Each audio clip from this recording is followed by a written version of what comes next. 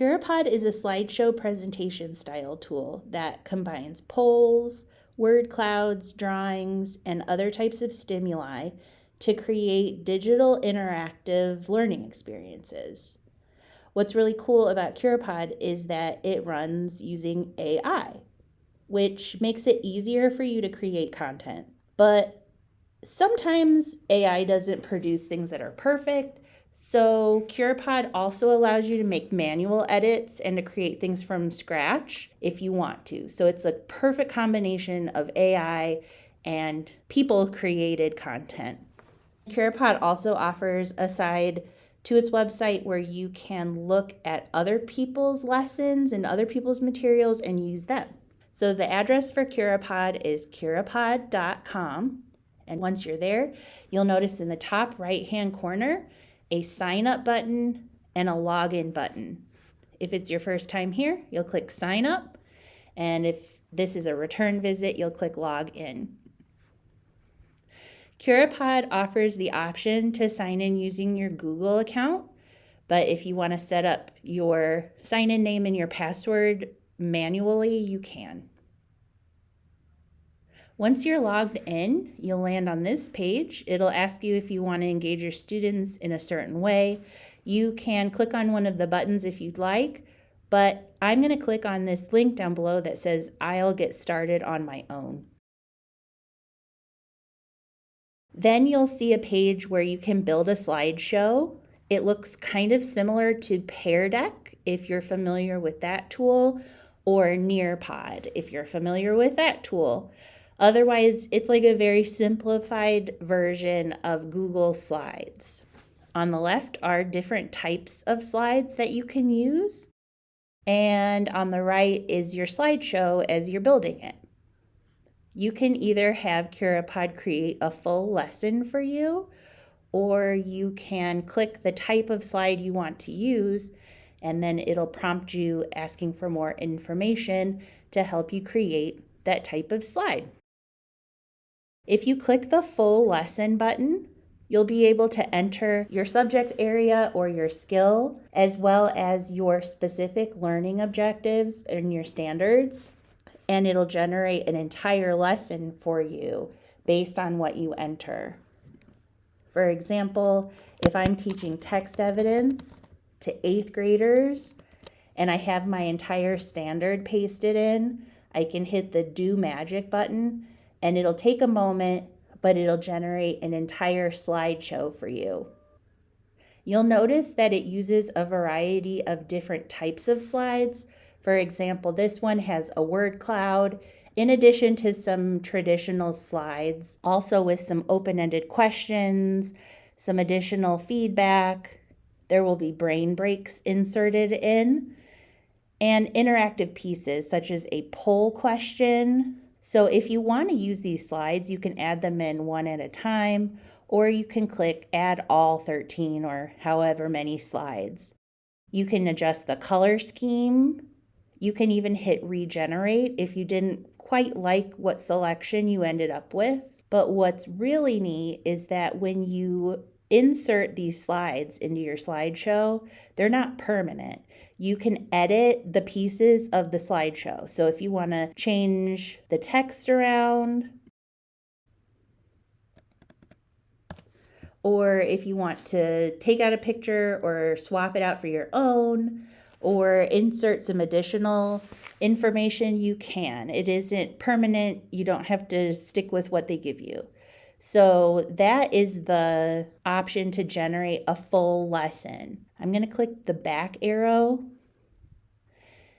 In addition to the full lesson option, you have other types of slides that you can enter in one at a time. So there are categories along the top. Here I have introductory slides, content-based slides, SEL slides. For fun slides, these are good for transitions or for brain breaks while you're teaching. There are exit ticket type slides, ELA specific ones that allow the students to receive feedback. These categories can help you narrow down the type of slide you need and find exactly what you need. So let's take a look at one of these types of slides. Here is a would you rather. If I click that, it'll give me the opportunity to put in the topic, and it will generate a slide that uses the content that I put in. And again, if I don't quite like what it gives me, I can change the text, I can add pictures, it's up to you. So there are some additional types of tools on the left-hand side. One is the text. You can change what the appearance of the text is. You can add in additional text boxes. Another is media. That lets you put in pictures, GIFs. You can even put in YouTube videos directly into your slideshow. You can add files you've created in Canva, and there are some additional, they call them app smashes, or you can upload your own pictures or videos or GIFs. They have an elements button. This is like your gallery of different shapes and different icons, stickers, images that you can add. You can change the background around. So if you don't like this wavy background, you can put in an image as a background. You can choose another color, or you can remove the background altogether. And then they have the Translate tool, which is really cool. Translate is considered a freemium option. So there is a limit if you're using the free account, which I am, but you can translate to any of these language options, including Lord of the Rings, which is really fun. So once you're done creating your slideshow, you can either save it for later or you can present it right away. But you'll need to give it a name. At the top of the screen, you'll click on Untitled Presentation and fill in the information, including a title, a description.